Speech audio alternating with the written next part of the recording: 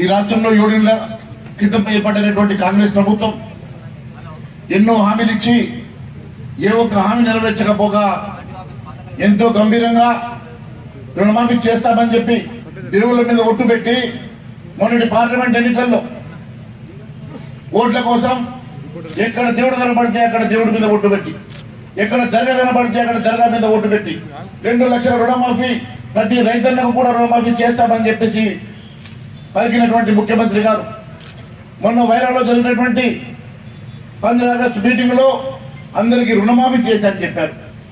మరి రైతన్నలు పెద్ద ఎత్తున రోడ్డు మీదకి వచ్చి మాకు రుణమాఫీ జరగలేదు, మా అందరికీ కూడా రుణమాఫీ జరగలేదని చెప్పి రోడ్ల మీదకి వచ్చిన తర్వాత ఈ రోజు మళ్ళీ దాని మీద సమీక్ష చేస్తా ఉన్నారు. అంటే రుణమాఫీ వారు చేశామని చెప్పిన మాట వాస్తవం కాదని, వారు రుణమాఫీ చేశామని చెప్పి అబద్ధాలు చెప్పామని చెప్పి చెప్పకనే ఒప్పుకున్నారు. అన్నిటికన్నా ముఖ్యం, వారి స్వయంగా వారి మంత్రి తుమ్మల నాగేశ్వరరావు గారు ముందు చెప్తా ఉన్నారు సగం మందికి మాత్రమే రుణమాఫీ జరిగిందని. వారి మంత్రి పొంగురెడ్డి శ్రీనివాస్ రెడ్డి గారు చెప్తా ఉన్నారు ఇంకా 12,000 కోట్ల రూపాయల రుణమాఫీ జరగాల్సి ఉందని. అంటే వారి సహజ మంత్రులు ఈ రోజు రుణమాఫీ జరగలేదని చెప్తా ఉంటే ఒకవైపు ముఖ్యమంత్రి గారు రుణమాఫీ జరిగిందని చెప్పి దేవుళ్ళ మీద ఒట్టు పెడుతున్నాం. వారి ప్రభుత్వంలో ఉన్నటువంటి మంత్రులే రుణమాఫీ జరగలేదని చెప్తా ఉంటే ముఖ్యమంత్రి గారి డొల్లతనం ఈ రోజు బయటపడింది. ముఖ్యమంత్రి గారు వాస్తవాలు మాట్లాడతలేరు, అబద్ధపు మాటలు మాట్లాడుతూ ఉన్నారని చెప్పి వారి మంత్రులే చెప్పకనే చెప్పినట్టుగా తెలుస్తున్నది. ఈ రకంగా ఈ ప్రభుత్వం ఏది మాట్లాడినా, ఈ ప్రభుత్వం ఏది చెప్పినా వాస్తవ దూరంగా అబద్ధపు మాటలుగా బూటకు మాటలుగా తేలిపోతున్నది. ఈ రోజు ఏ రైతున్నైతే వాళ్ళకు భయపడక, ఎండకు భయపడక, తేళ్లకు భయపడక, పాములకు భయపడక దినము రాత్రి కష్టపడి పండించే రైతులను కూడా మోసం చేసేటువంటి ఈ ప్రభుత్వం మనుగడ సాగదని చెప్పి నేను తెలియజేస్తా ఉన్నాను. అబద్ధాల బూటకపు మాటల మీద, అబద్ధాల మాటల పురాతల మీద ఏర్పాటైనటువంటి ప్రభుత్వం ఎన్నో హామీలు ఇచ్చి ఒక్క హామీ కూడా నెరవేర్చని ప్రభుత్వం మళ్ళీ రైతులకు మోసం చేయడానికి ఈ రోజు రైతులనే కాదు దేవుళ్లను కూడా మోసం చేసింది. ఎక్కడ దేవుడు కనబడితే అక్కడ, ఎక్కడ ఏ ఊరికి పోతే ఆ ఊరు దేవుళ్ల మీద ఒట్టు పెట్టేటువంటి ముఖ్యమంత్రి గారు ఈ రోజు రైతులతో సహా దేవుళ్లను కూడా మోసం చేసిండు.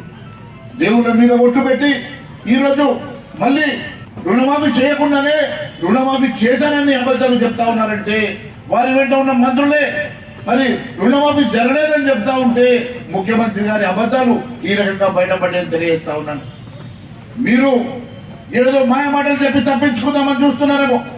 ముఖ్యమంత్రి గారు మీ ప్రభుత్వాన్ని వెంటాడతాం, ఖచ్చితంగా మీ మెడలు వచ్చి మీరు ఇచ్చిన మాటకు రుణమాఫీ జరిగే విధంగా మేము పోరాటం చేస్తామని తెలియజేస్తా ఉన్నాను. భారతీయ జనతా పార్టీ రైతుల పక్షాన నిలబడుతుంది, భారతీయ జనతా పార్టీ రైతుల పక్షాన పోరాటం చేస్తుంది. మీరు రుణమాఫీ చేసే వరకు మేము ఖచ్చితంగా పోరాటం చేస్తామని తెలియజేస్తా ఉన్నాను. అంతేకాదు ఈ రోజు నేను మీ అందరి సమక్షంలో తెలియజేస్తా ఉన్నాను, ఇప్పటి వరకు ప్రభుత్వం ఎంతమందికి మరి రుణాలు మాఫీ చేసిందో మరి ఇప్పటి వరకు పబ్లిక్ డొమైన్ లో పెట్టలేదు.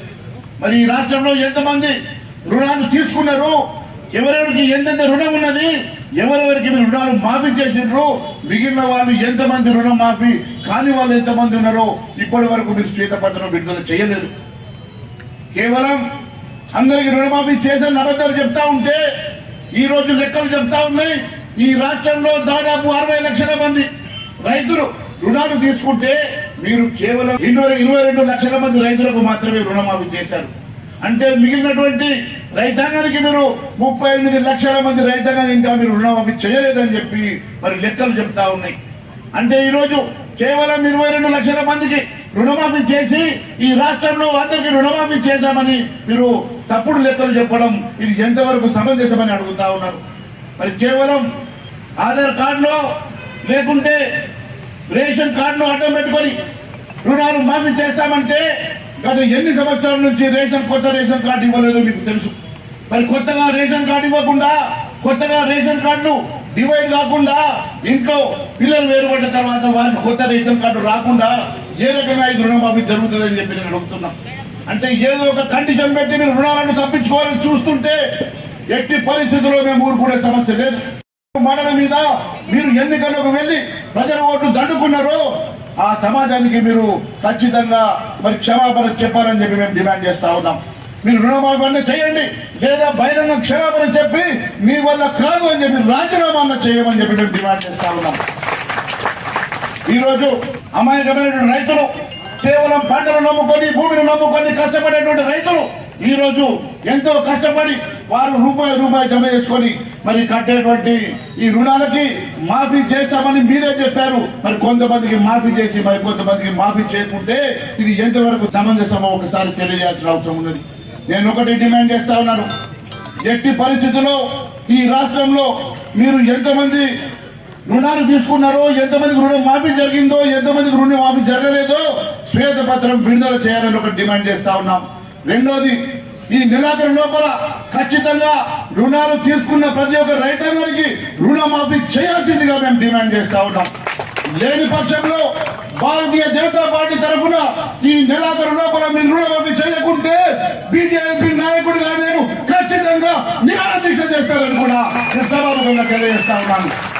హైదరాబాద్ సాక్షిగా ఇందిరాబాద్ ముందు ధర్నా చౌకలో ఈ నెలాఖరు లోపల మీరు పూర్తిగా ఈ రైతాంగానికి రుణమాఫీ చేయకుంటే నేను రైతుల పక్షాన, ఈ రైతాంగం పక్షాన ఖచ్చితంగా నిరాహార దీక్ష చేస్తానని కూడా నేను తెలియజేస్తా ఉన్నాను. భారతీయ జనతా పార్టీ రైతుల పక్షాన్ని నిలబడుతుంది. భారతీయ జనతా పార్టీ రైతాంగం అండగా ఉంటది. భారతీయ జనతా పార్టీ ఖచ్చితంగా మీరు ఇచ్చిన హామీలు నెరవేర్చే వరకు ఖచ్చితంగా ప్రజల పక్షాన్ని నిలబడి మేము పోరాటం చేస్తామని కూడా సభాముఖంగా తెలియజేస్తా ఉన్నాను. మనందరం కలిసి కట్టుగా ఉండాల్సిన సమయం వచ్చింది. ఏదో ఒక రకంగా ఈ మమ్మల్ని డివైడ్ చేసే పరిస్థితి చేస్తా ఉన్నారు.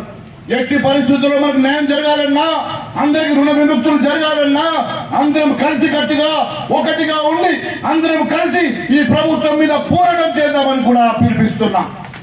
మిత్రులారా, కేవలం బూటకు మాటలతోటి ఏ రకంగానైతే 420 హామీలు ఇచ్చి ఈ ప్రభుత్వం తప్పించుకునే ప్రయత్నం చేస్తా ఉన్నదో, ఏ రకంగానైతే 420 హామీలు ఇచ్చి మోసపూరిత పునాదుల మీద నిర్మాణమైన ప్రభుత్వం ఉన్నదో అదే మాదిరిగా ఈ రోజు రైతాంగాన్ని కూడా మోసం చేసే ప్రయత్నం చేస్తా ఉన్నది.